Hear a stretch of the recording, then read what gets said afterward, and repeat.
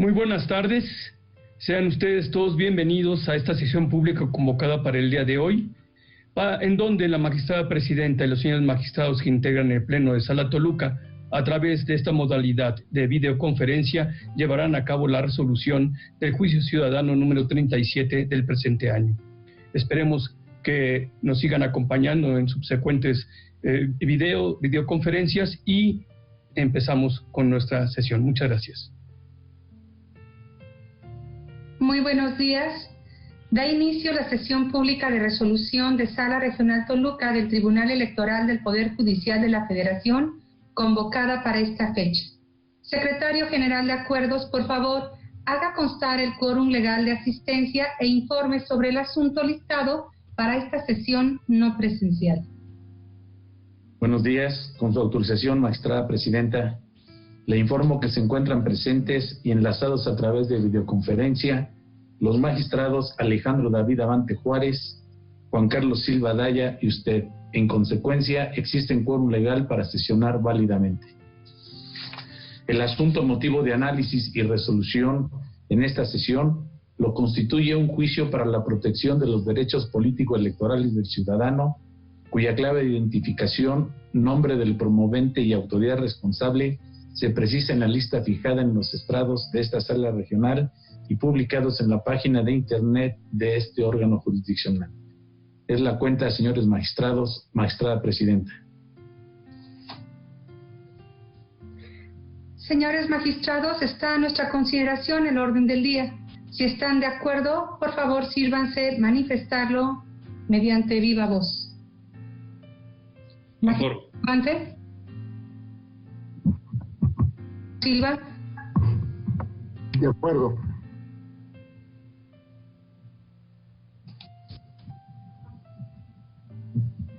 Presidenta, su bocina.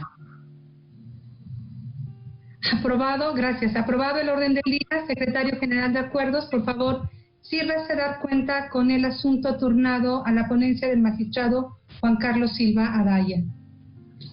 Con su autorización, magistrada presidenta, señores magistrados, doy cuenta con el proyecto de resolución relativo al juicio para la protección de los derechos político-electorales del ciudadano número 37 de este año, promovido por José Guadalupe Portillo Hernández, a fin de controvertir la sentencia dictada por el Tribunal Electoral del Estado de Hidalgo en el expediente del juicio ciudadano local número 58 de 2020, por medio de la cual confirmó el acuerdo dictado por el Instituto Estatal Electoral de la mencionada entidad federativa en relación con la suspensión de actividades y etapas del proceso electoral en la entidad. En el proyecto se propone declarar infundados los agravios planteados por el actor en los términos siguientes. Se considera que si bien le asiste la razón al actor en lo relativo a quien la sentencia impugnada en el desarrollo de los antecedentes por parte del Tribunal Electoral del Estado de Hidalgo existe una inconsistencia cronológica, tal circunstancia es insuficiente para revocarla. En todo caso, lo que podría causar agravio al actor es que la responsable no hubiera estudiado en su totalidad los agravios que fueron escindidos y encausados al juicio ciudadano local, lo que, como se analiza en el proyecto, no aconteció. De acuerdo con el proyecto de la cuenta, contrariamente a lo sostenido por el actor, el Tribunal Electoral en modo alguno omitió analizar el fondo del acuerdo del Instituto Estatal Electoral de Hidalgo cuestionado en esa instancia. Por el contrario, resolvió que fue legal la determinación adoptada por la Autoridad Administrativa Electoral en el punto 9 del referido acuerdo, debido a que aun cuando se declaró cerrado el periodo de precampañas, ello no implicaba la terminación del proceso de selección interna de los partidos políticos. Es decir, se precisa que la responsable señaló las diferencias que en términos de lo dispuesto en la Ley General de Instituciones y Procedimientos Electorales y del Código Electoral del Estado de Hidalgo tienen las precampañas y los procesos internos de selección de candidatos. De ahí que, si bien en el acuerdo impugnado en la instancia local se declaró concluida la etapa de precampañas, resultaba igualmente válido reconocer que en aquellos casos en que los procesos de selección interna en los partidos políticos que se encuentran suspendidos desde esa fecha se reanudarán 2 días antes del inicio del plazo de registro de candidaturas, una vez que el calendario electoral modificado termine la fecha en que inicia el plazo referido, la diferencia sustantiva entre uno y otro procedimiento dentro del proceso electoral, tal como se explica en el proyecto.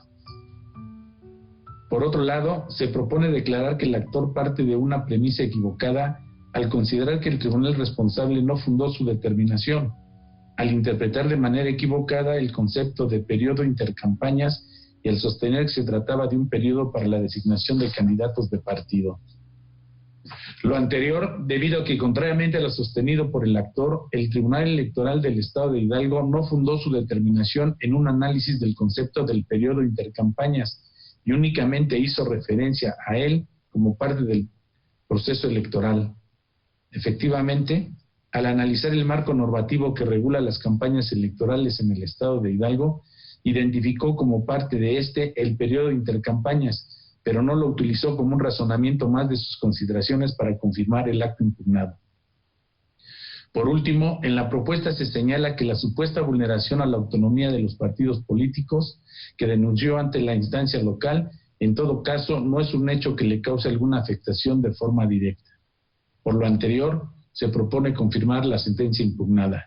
Es la sentencia, magistrada presidenta, señores magistrados. Gracias por la cuenta, secretario general. Magistrados, está a nuestra consideración el proyecto de cuenta. Si desean hacer uso de la voz. Magistrado Silva, tiene el uso de la voz.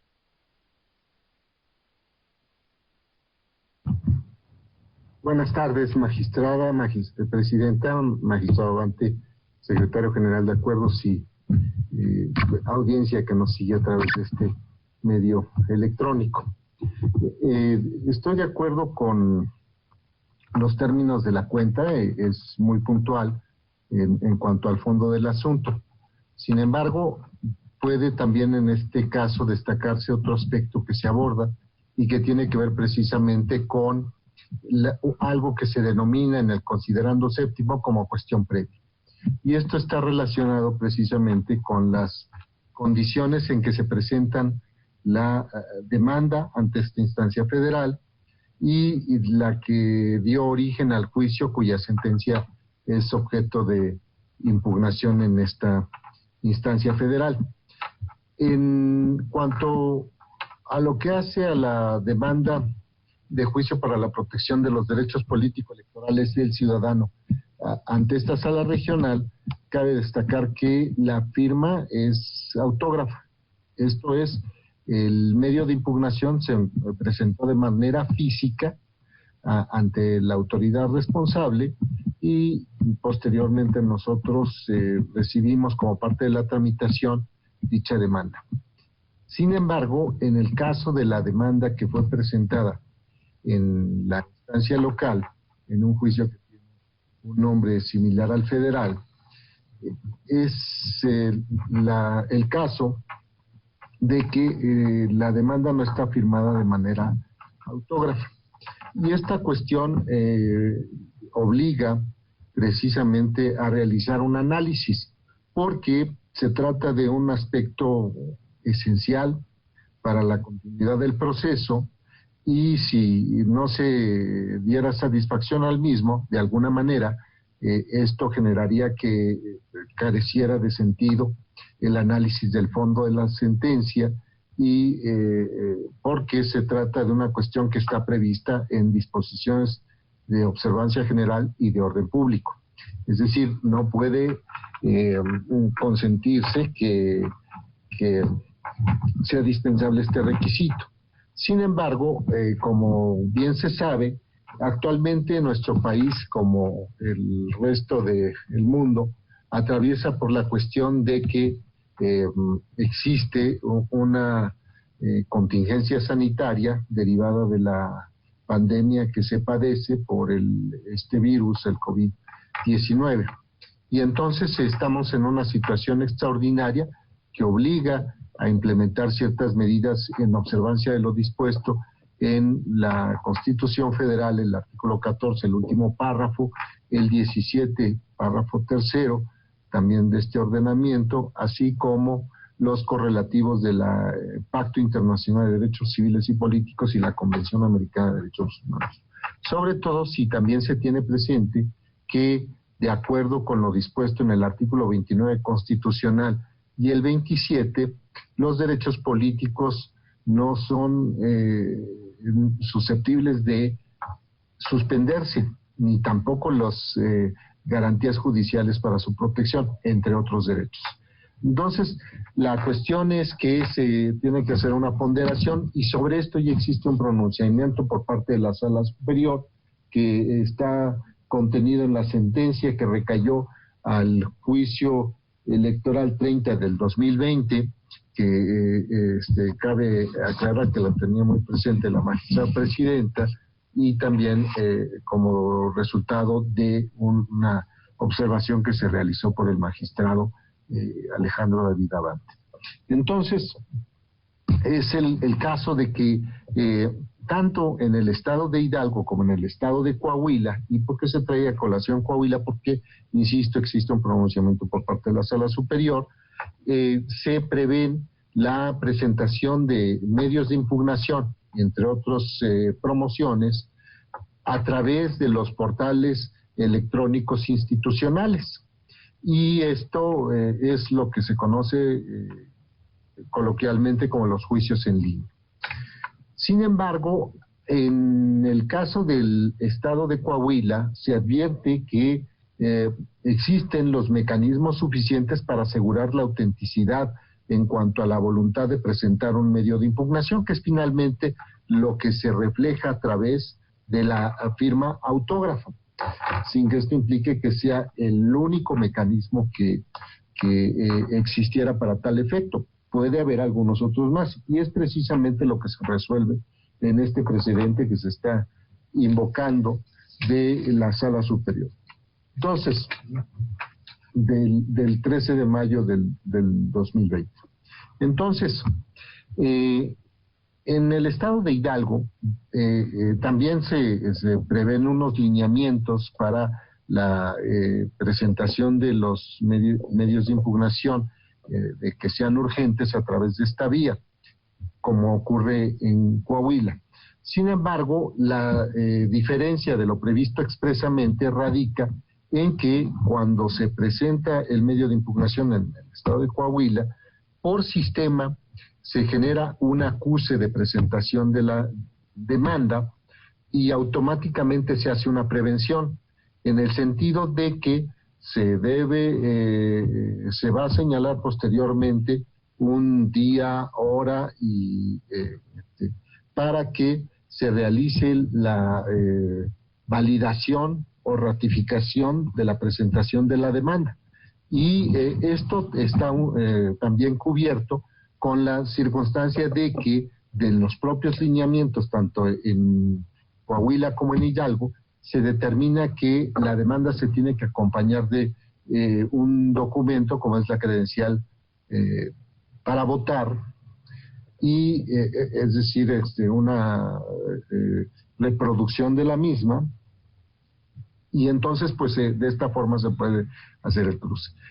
Una vez que se realiza una videollamada, y ese es el objeto de la prevención, cuando se acusa la presentación de la instancia, se hace esa prevención de que se realizará esa videollamada para tal efecto, pues entonces es el caso de que una vez realizada la llamada, entonces se tiene por autenticado la presentación del medio. Inclusive, expresamente se determina en el estado de Coahuila que el efecto del acta que se levanta por el fedatario judicial, que actúa como interlocutor a través de la videollamada, va a ser las veces de firma. Es decir, lo relevante es que tiene que haber certeza en cuanto a las condiciones en que se verifica la voluntad de presentar el medio de información. Sin embargo, estas cuestiones no se encuentran previstas expresamente, y subrayo la cuestión de lo expresamente, y entonces lo que se está proponiendo es realizar en lo subsecuente, cuando se presenten los medios de impugnación a través de esta vía por el ante el Tribunal Electoral del Estado de Hidalgo, que se genere por la parte correspondiente que tenga facultades para ello, la prevención, y que de esa manera, a través de la realización de una videollamada o algún instrumento equivalente, se pueda certificar, verificar, autenticar esa voluntad. Entonces esto es una cuestión, insisto, previa, que se está proponiendo en el proyecto y que lo único que tiene es establecer precisiones en cuanto a la forma en que se deben sustanciar estos medios de impugnación que se presentan a través del portal de Internet para tal efecto. No se trata, insistiría, en el establecimiento de una formalidad o de una trámite que resulta engorroso, sino más bien se considera que resulta el necesario, el idóneo, el proporcional, porque de esta forma también se sigue garantizando el derecho de acceso a la justicia, concretamente las condiciones en que se ejerce ese derecho, y también compatibilizarlo con la protección de la salud tanto de los justiciables como de los integrantes del Tribunal Electoral de esta entidad federativa. Es cuanto, magistrada presidenta y magistrado Abante. Gracias. Gracias, magistrado Silva. Magistrado Abante, ¿desea hacer uso de la voz? Gracias, presidenta. Buenas tardes a todas las personas que nos siguen. Buenas tardes, magistrada, magistrado, señor secretario general. Pues seguimos en esta dinámica de sesionar a distancia con la lógica de privilegiar una solución más pronta de esta pandemia. Y es precisamente este asunto que el día de hoy conocemos, la primera oportunidad que esta Sala Regional Toluca tiene para pronunciarse sobre un aspecto muy relevante, considero, que es la adopción de medidas extraordinarias para efecto de recibir y tramitar demandas de los justiciables mediante mecanismos implementados de forma electrónica. No es una cuestión menor. La justicia desde su origen, ya no hablemos de la justicia de los primeros ámbitos de justicia, sino a lo largo de todos los siglos, ha sido tradicionalmente un procedimiento en el que se ha privilegiado la comunicación escrita, autógrafa, mediante documentos, y la verdad es que no es la excepción en el Estado mexicano. Nosotros hemos privilegiado, hemos seguido este sistema en donde los escritos que instan a las Cortes siguen manteniendo ciertos requisitos formales que hacen las veces de expresar bajo protesta el ánimo de mover la maquinaria judicial. Y uno de esos requisitos pues es la firma autógrafa, que no ha sido una cuestión menor en el trámite de las demandas y juicios en todo el Poder Judicial, no solo de las entidades federativas, sino en el Poder Judicial Federal, y ha conducido a la adopción de muchos criterios. Lo cierto es que esta pandemia está obligando a los tribunales y a las autoridades judiciales a transformar la forma en la que decidimos y en la que damos curso a las demandas. Sea pues este el principio en el que considero que más allá de lo extraordinario o excepcional de la medida que adoptó el Tribunal Electoral de Hidalgo, sea un llamado pues a las y los legisladores para modernizar la adopción de mecanismos para promover juicios en materia electoral, que creo que vendría bastante bien. Pero bueno, en este caso particular, el Tribunal Electoral de Hidalgo, para efecto de solventar este conflicto que se presenta por ser una entidad en la cual hay un proceso electoral vigente, suspendido, pero vigente, justo ahora estaríamos en la etapa de reflexión del voto. El próximo domingo habrían de ser las elecciones en el estado de Hidalgo. pero pues por derivado de esta pandemia el proceso electoral fue suspendido. La tramitación de los medios de impugnación, como lo señalaba el magistrado Silva, me parece que debe seguir esta lógica de favorecer el acceso a la justicia, y este asunto pues plantea un aspirante a candidato independiente a la situación de posible inequidad que se genere por la determinación de qué se hará con el periodo de precampañas una vez concluida o una vez reanudado el proceso electivo. Entonces, el Tribunal Electoral de Hidalgo emitió unos lineamientos en los cuales se precisa que la demanda podía presentarse mediante un apartado dentro de su página web. Este apartado está señalado, se llena un pequeño formulario y la demanda puede ser presentada, se adjuntan ciertos documentos y esto ya le da trámite. Pero, a diferencia de lo que ocurrió, por ejemplo, en el caso de Coahuila, en donde expresamente se señala, o el Tribunal de Coahuila expresamente señaló que ante la presentación en esta forma de la demanda, en automático se hacía una prevención, en los lineamientos del Estado de Hidalgo se generó un lineamiento por separado en el que se decía que ante la falta de firma autógrafa, él debía prevenirse mediante una videoconferencia. Y hagámonos cargo de algo, en realidad la presentación de una demanda sin firma autógrafa, en cualquier caso o en cualquier circunstancia, generaría cuando menos el ánimo de declarar la improcedencia del medio presentado. Hay diversos criterios de los tribunales, y en particular uno que tengo muy presente por ser el que tuve que aplicar más veces cuando era yo juez federal, en el sentido de que si un oficial de parte recibe un escrito sin firma autógrafa, este escrito, y no se asienta en la razón de la oficialía de partes, este escrito se considerará firmado autógrafamente y no le puede importar perjuicio a quien así lo presentó, al no haber asentado el oficial de partes esta situación en la razón. Lo cierto está en que ese criterio nos da un viso de que si la recepción de un medio de impugnación por la autoridad sin firma autógrafa se recibe de esa forma y así se tramita, esto no puede después provocarle el perjuicio a quien así lo presentó si la propia autoridad dio curso a la determinación correspondiente. Entonces, pero sí consideramos importante en la discusión de este asunto hacer una puntualización sobre el proceder que adoptó el Tribunal de Hidalgo, el cual en lo personal les apuntaba a mis compañeros en las conversaciones. Creo que era importante señalar que en todos los casos, al no existir firma autógrafo o por haberse presentado de manera electrónica, en todos casos debe hacerse una ratificación por videoconferencia.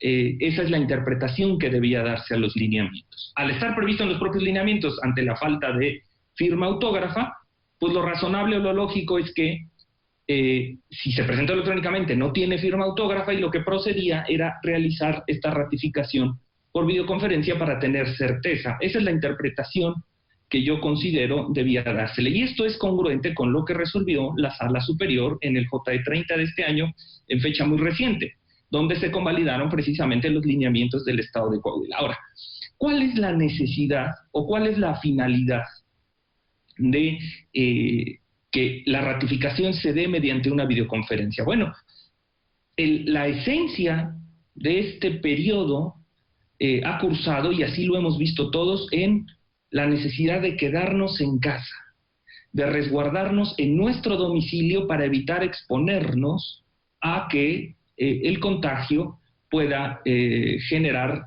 una afectación mayor en nuestro entorno y con ello una proliferación del virus. El hecho de que un funcionario judicial se apersone o que no se considerara que fuera por videoconferencia, sino que fuera presencial, el hecho de que un funcionario judicial vaya al tribunal, pues genera la posibilidad de que se exponga a un contagio y las demás personas que tengan que estar presentes ahí, dada la necesidad de estar presente en un órgano jurisdiccional. Entonces, Por eso es que me parece razonable y lógico que se prevea esta forma de ratificación mediante videoconferencia, porque con ello se cumple este principio de conservación de la salud quedándonos en nuestro domicilio. La razón es privilegiar que nuestro entorno se mantenga libre del contagio, y eso no lo podemos hacer cuando nos desplazamos a un órgano jurisdiccional. Entonces, no era razonable ir a un funcionario judicial, a un tribunal, a hacer ratificar una demanda, y mucho menos al justiciable ir a que vaya a ratificar una demanda en presencia de un fedatario judicial, cuando los mecanismos tecnológicos ahora lo permiten. Y entonces, esta lógica de que se ratifique mediante videoconferencia, pues me parece afortunada, y es lo que en el caso se debió haber hecho. El Tribunal Electoral de Hidalgo no lo hizo porque interpretó sus lineamientos de una forma diversa, y por ello creo que los propios lineamientos dan cabida a señalar que la interpretación correcta es que en todos los casos se debe ratificar la demanda por este mecanismo de videoconferencia. Entonces, en el proyecto se alude a que el lineamiento es confuso, que se generaría alguna confusión por la redacción de los lineamientos. Yo, más que el tema de la confusión, lo que yo advertiría es que la interpretación que le dio el Tribunal de Hidalgo no la comparto, y se puede interpretar de una forma diversa en la cual se favorece la certeza. Y ese favorecimiento de la certeza es el que se genera cuando se ratifica en todos los casos la presentación de la demanda. Entonces, lo que yo propondría sería que se diera esta interpretación a los lineamientos del Tribunal de Hidalgo, que conteste con lo que hizo la Sala Superior en el JE30, y con eso tendríamos por subsanada la falta de firma autógrafa, mediante un mecanismo totalmente extraordinario. Y para concluir, quisiera decir que en el caso me llama la atención que sea un aspirante a candidato independiente quien controvierte reglas del proceso electoral. Y en este sentido creo que el universo de cuestiones que puede impugnar un aspirante a candidato independiente en la contienda es limitado a aquellas que le puedan generar una afectación o un perjuicio. Pero en este caso particular coincido con que el análisis que se haga sea de fondo, porque precisamente incide sobre la etapa de apoyo ciudadano y de precampaña. Entonces se le genera esta cierta duda al aspirante a candidato, que señala que hay una situación de inequidad porque se está prolongando el periodo de precampañas, lo cual, como se razona en el proyecto, es incorrecto. Entonces, sin que se siente un precedente que vincule mi criterio para los subsecuentes casos en donde un ciudadano aspirante a candidato independiente impugne reglas del proceso, en este caso concreto creo que es procedente, y estaría yo conforme con que se analizara su pretensión en el fondo. Es cuanto, magistrada presidenta. Magistrado Silva.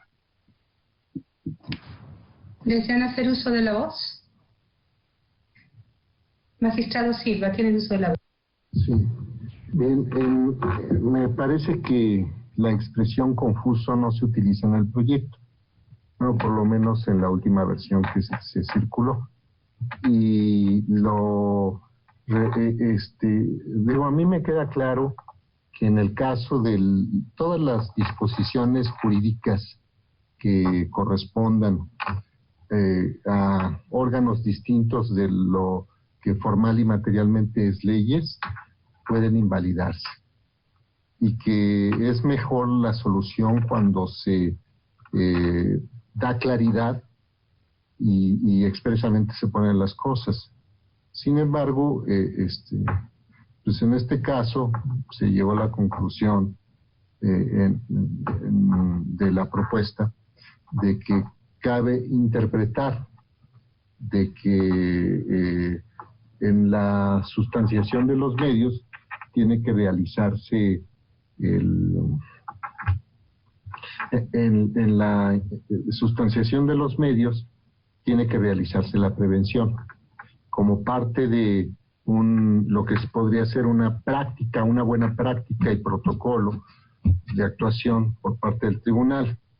Y como es una actuación que deriva de la propia autoridad, pues bueno, podría implementarla sin que se afirme que caso de Coahuila es lo mejor porque cada uno de los momentos se viene realizando, sin embargo atendiendo al presidente de la Sala Superior.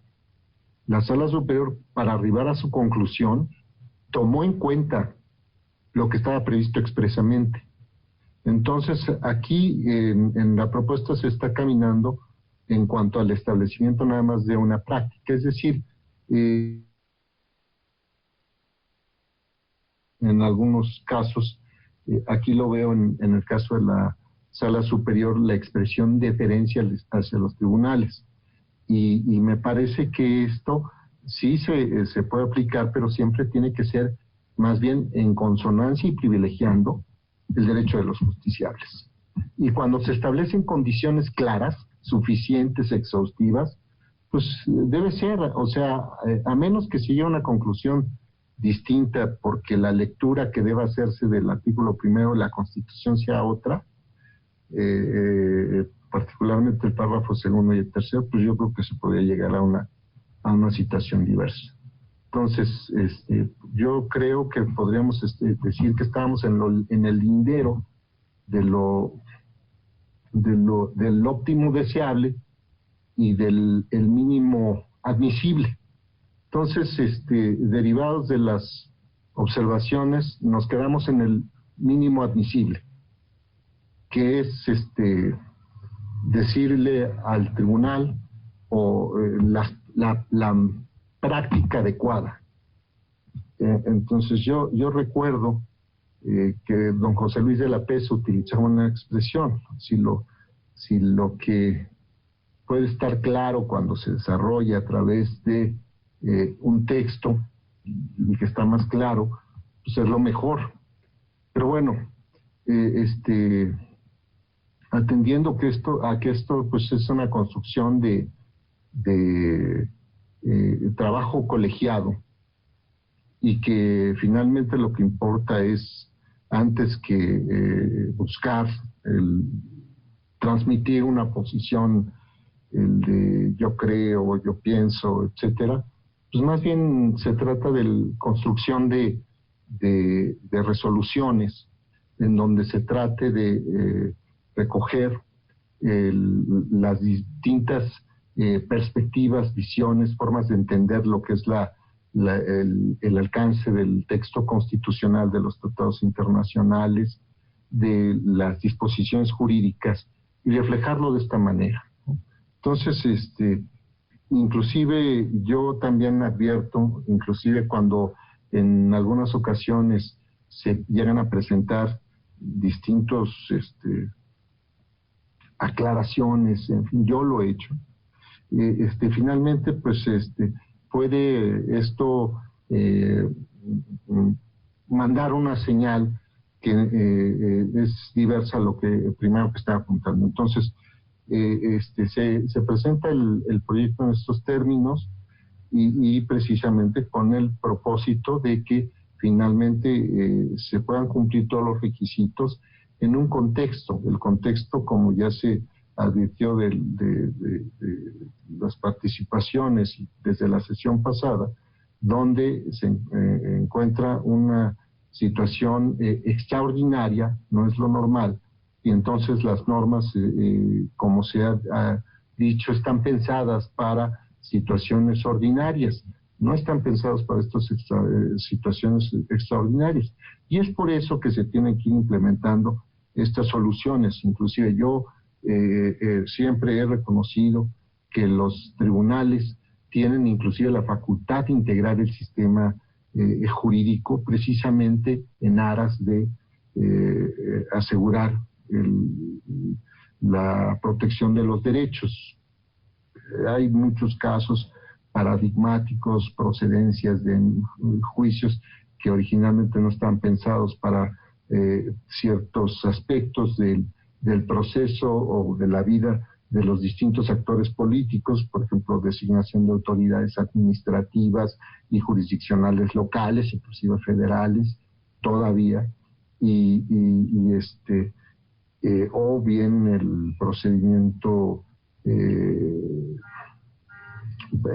para conocer de propaganda irregular, ¿no? Que es el SUBRAP 17 del 2006, entre muchas otras cuestiones, la omisión legislativa, la Sala Superior lo ha tratado, entre otros aspectos, ¿no? Y pues será para adelante, ¿no? Entonces es el caso de lo que estamos enfrentando ahora, y es por eso que me parece que se ha sido más receptivo, más sensible a estas cuestiones en cuanto al escenario que se viene enfrentando y la necesidad de establecer, de implementar salidas que se encuentran ubicadas, motivadas en el bloque de constitucionalidad, y que finalmente lo otro se trata de implementación a través de la lectura, del entendimiento de los principios constitucionales y de materia de derechos humanos,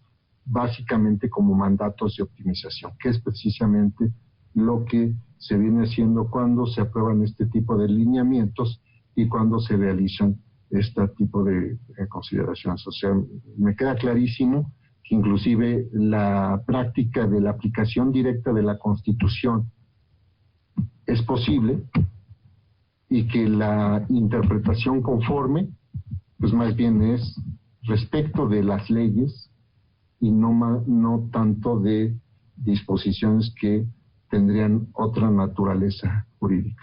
Es cuanto. Muchas gracias. ¿Desean hacer uso de la voz? Magistrado Abante, tiene el uso de la voz. Gracias, Presidenta. Buenas tardes. Sí, probablemente sea una cuestión que no tenga yo la última versión del proyecto. Sin embargo, a foja 15 se cita textualmente: sin embargo, para esta misma sala regional tal previsión normativa es confusa.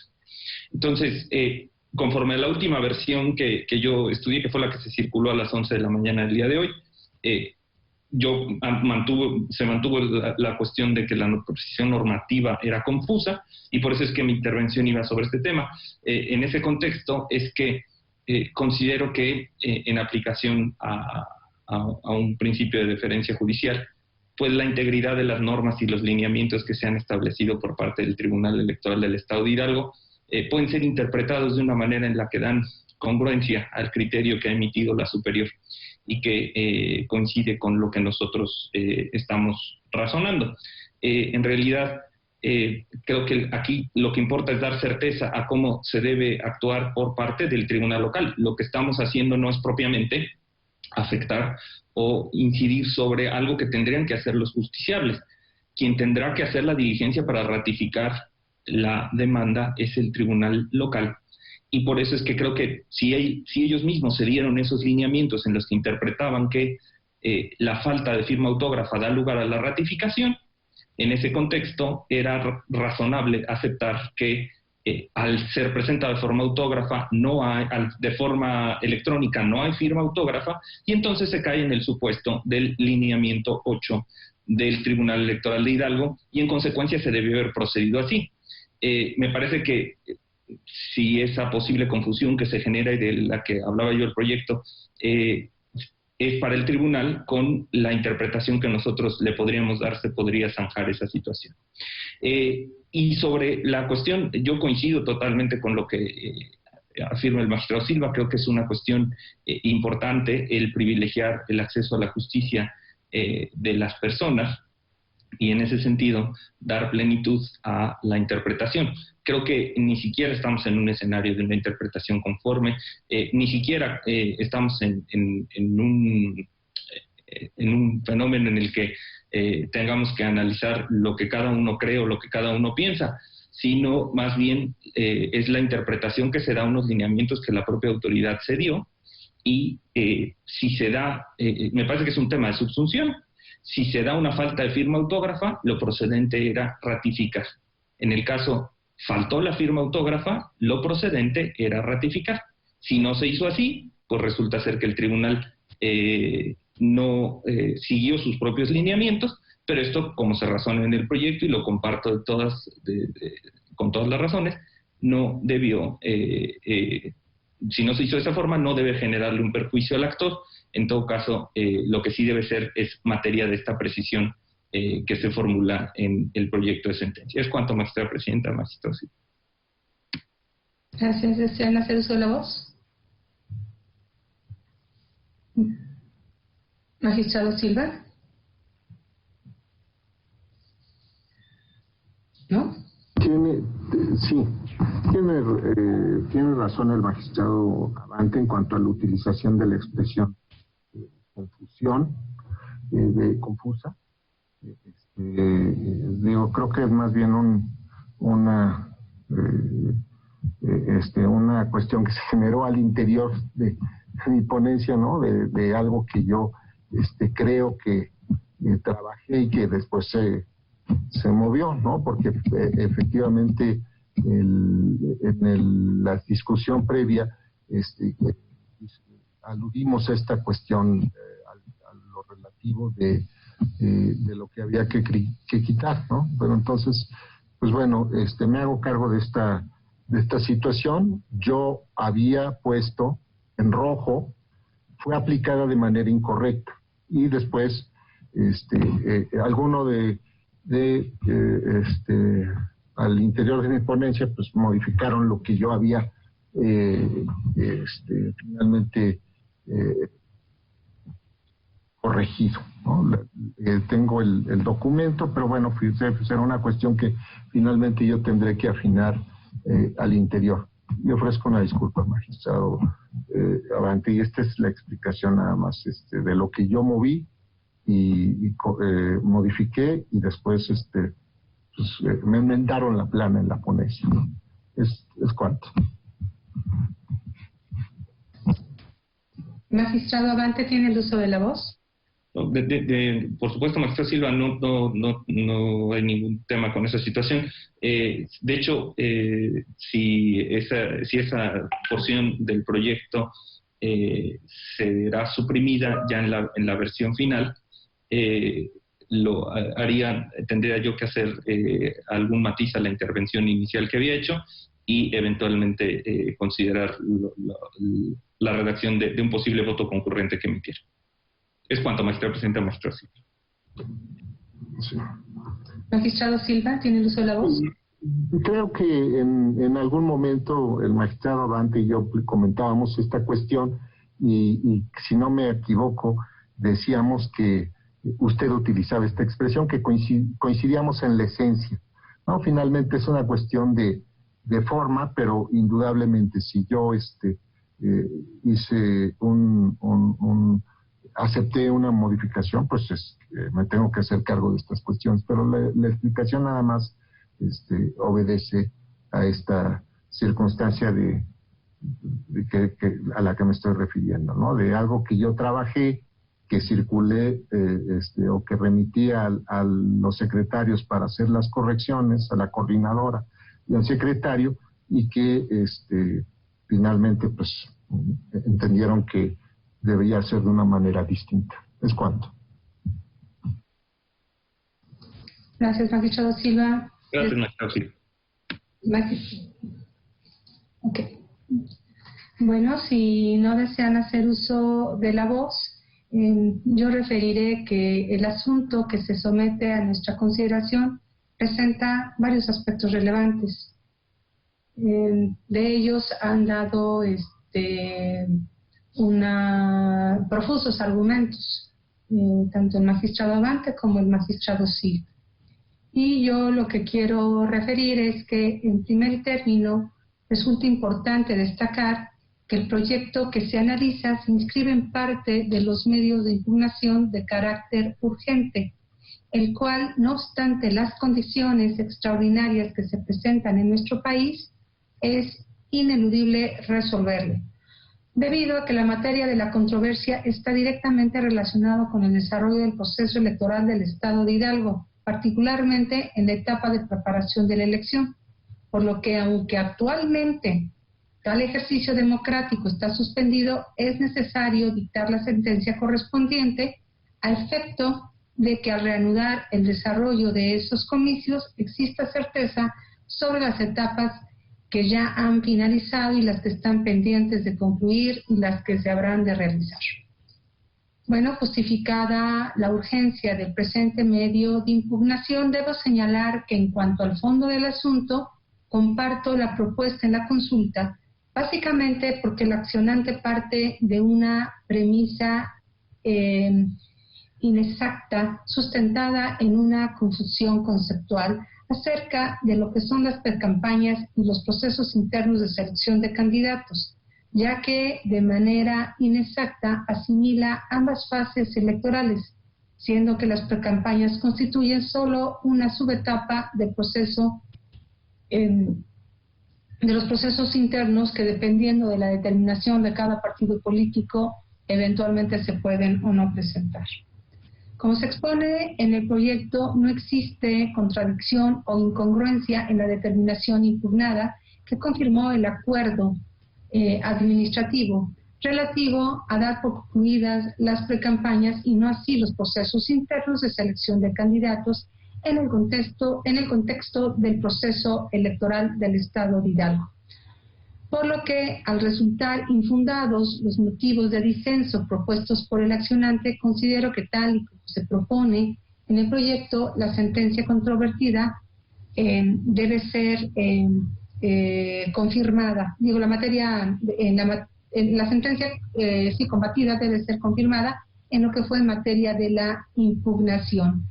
Esto, además de los señalamientos que se hacen respecto a los lineamientos respectivos, a fin de prever los mecanismos necesarios que, para dar certeza respecto a la voluntad de los justiciables que ejercen el derecho de acción mediante la presentación de la demanda electrónica, se proponen en el proyecto.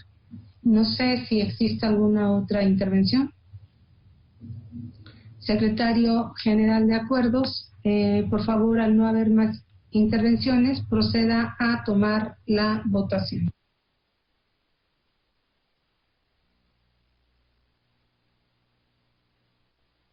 Secretario General de Acuerdos, su micrófono está desconectado. Con su autorización, magistrada presidenta. Magistrado Alejandro David Abante Juárez. Su micrófono, magistrado. Conforme con el proyecto de cuenta, anunciando la emisión de un voto concurrente. Magistrado Juan Carlos Silva Daya.